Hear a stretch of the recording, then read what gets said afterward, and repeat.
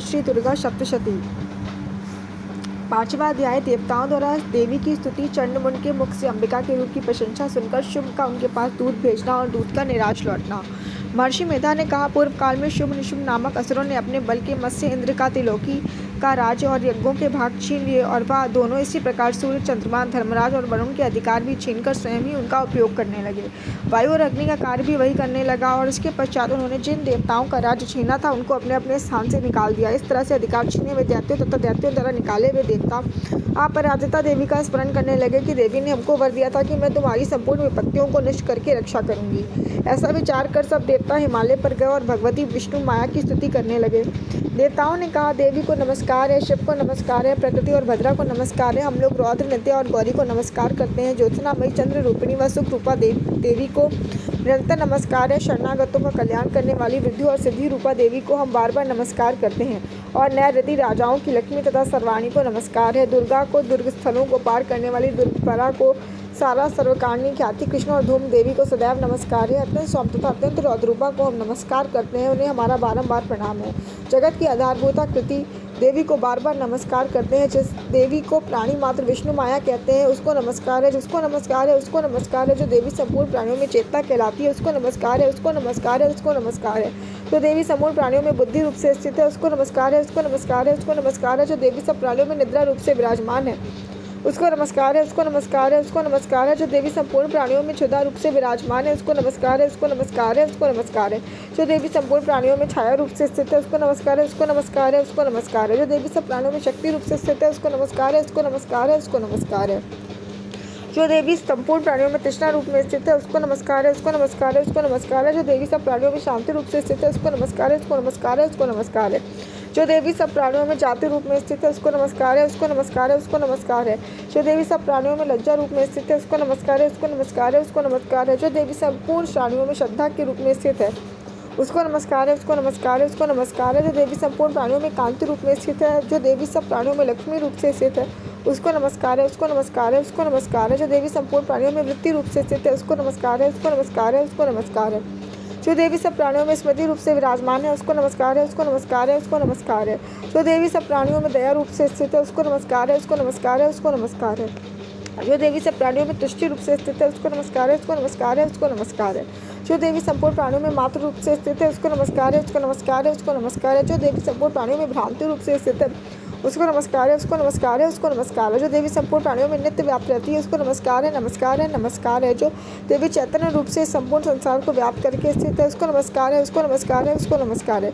पूर्व काल में देवताओं ने अपने अभीष्ट पाने के लिए जिनकी स्तुति की और देवराज ने बहुत दिनों तक जिसका सेवन किया है वह कल्याण के साधना भूता ईश्वरी हमारा कल्याण और मंगल करे तथा सारी विपत्तियों को नष्ट कर डाले। असुरों को सताए हुए हम संपूर्ण देवता उस परमेश्वरी को इस समय नमस्कार करते हैं तथा जो भक्ति पूर्वक स्मरण किए जाने पर तुरंत ही सब विपत्तियों को नष्ट कर देती है वह जगदम्बा इस समय भी हमारा मंगल करके हमारी समस्त विपत्तियों को दूर करे। महर्षि मेधा ने कहा, हे राजन, इस प्रकार जब देवता स्तुति कर रहे थे तो उस समय पार्वती देवी गंगा में स्नान करने के लिए आई। तब उनके शरीर से प्रकट होकर शिवा देवी बोली, शुभ दैत्य के द्वारा स्वर्ग से निकाले हुए और निशुंभ से हारे हुए देवता मेरी स्तुति कर रहे हैं। पार्वती के शरीर में अंबिका निकली थी इसलिए उनको संपूर्ण लोग में कौशिकी कहते हैं। कौशिकी के प्रकट होने के पश्चात पार्वती देवी के शरीर का रंग काला हो गया। वह हिमालय पर रहने वाली कालिका देवी के नाम से प्रसिद्ध हुई। फिर शुंभ और निशुंभ के दूत चंडमुंड वहाँ आए और उन्होंने परम मनोहर रूप वाली अंबिका देवी को देखा। फिर वह शुंभ के पास जाकर बोले, महाराज, एक अत्यंत सुंदर स्त्री हिमालय को प्रकाशित कर रही है। ऐसा रंग रूप आज तक हमने अपने किसी स्त्री में नहीं देखा है। सुरेश्वर, आप यह पता लगाएं कि वह कौन है, उसको ग्रहण कर लें। यह स्त्री स्त्रियों में रत्न है। वह अपने कांति से 10 दिशाओं को प्रकाशित करते हुए वहाँ स्थित है, इसलिए आपको उसको देखना उचित है। हे प्रभु, तीनों लोगों के हाथी, घोड़े और मणि इत्यादि जितने रत्न वास्तव इस समय आपके घर में शोभायमान है। हाथियों के रत्न के रूप में ऐरावत हाथी और उच्चैश्रवा नामक घोड़ा तो आप इंद्र से ले आए हैं। हंसों द्वारा जुता हुआ विमान जो कि ब्रह्मा जी के पास था उसे भी अब भी आपके पास है। और यहाँ महापद नामक खजाना आपने कुबेर से छीना है। समुद्र ने आपको सदा खिले हुए फूलों की कलिंजनी नामक माला दी है। वरुण का कंचन की वर्षा करने वाला छत्र आपके पास है। रथों में श्रेष्ठ प्रजापति का रथ भी आपके पास है। हे दैत्येंद्र, मृत्यु से उत्क्रांतिका नामक शक्ति भी आपने छीन ली है और वरुण का पाश भी आपके भ्राता निशुंभ के अधिकार में है। और जो अग्नि में न चल सके ऐसे 2 वस्त्र भी अग्निदेव ने आपको दिए हैं। हे दैत्यराज, इस प्रकार सारी रत्नरूपी वस्तुएं आप संग्रह कर चुके हैं। फिर या कल्याणकारी स्त्रियों में रत्नरूप अनुपम स्त्री आप क्यों नहीं ग्रहण करते? महर्षि मेधा बोले, चंडमुंड का यह वचन सुन शुंभ ने विचारा कि सुग्रीव को अपना दूध बनाकर देवी के पास भेजा जाए।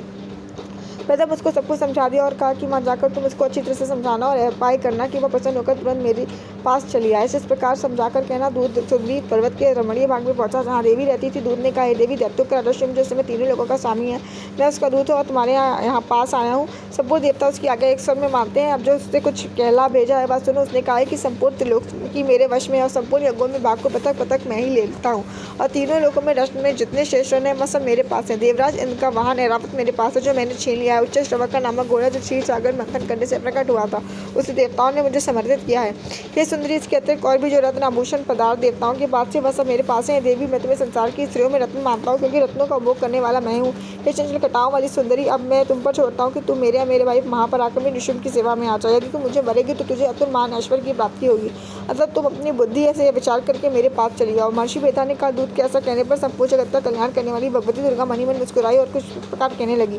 देवी ने कहा, हे दूध, तुझे जो कुछ कह रहा है वह सत्य है, उसमें किंचित मात्र भी झूठ नहीं है। शुम्भ जो इस समय तीनों लोगों का स्वामी है और निशुम्भ भी उस तरह का पराक्रमी है, किंतु इस संबंध में जो प्रतिज्ञा कर चुकी हूँ मैं उसे कैसे झुठला सकती हूँ। अतः तू मैंने जो प्रतिज्ञा की है उसे सुन। मुझे जो युद्ध में जीत लेगा और मेरे अभिमान को खंडित करेगा तथा बल में मेरे समान होगा वही मेरा स्वामी होगा। इसलिए शुम्भ तत्वा न तुम यहाँ आवे और युद्ध में जीतकर मुझसे विवाह करें। इसमें भला देर की क्या आवश्यकता है। दूत ने कहा, हे देवी, तुम अभिमान में भरी हुई हो, मेरे सामने तुम ऐसी बात ना करो। इस त्रिलोकी में मुझे तो ऐसा कोई दिखाई नहीं देता जो शुम्भ और निशुम्भ के सामने ठहर सके। हे देवी, जब अन्य देवताओं में से कोई शुम्भ और निशुम्भ के सामने युद्ध में ठहर नहीं सकता तो तुम जैसी स्त्री के सामने रणभूमि में कैसे ठहर सकोगी। जिन शुभ आदि असुरों के सामने इंद्र देवता आदि नहीं ठहर सकते उसके सामने तुम अकेली स्त्री कैसे ठहर सकोगी।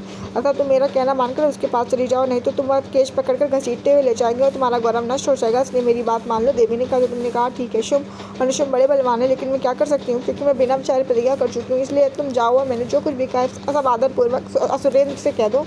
इसके पश्चात जो उचित समझे करें।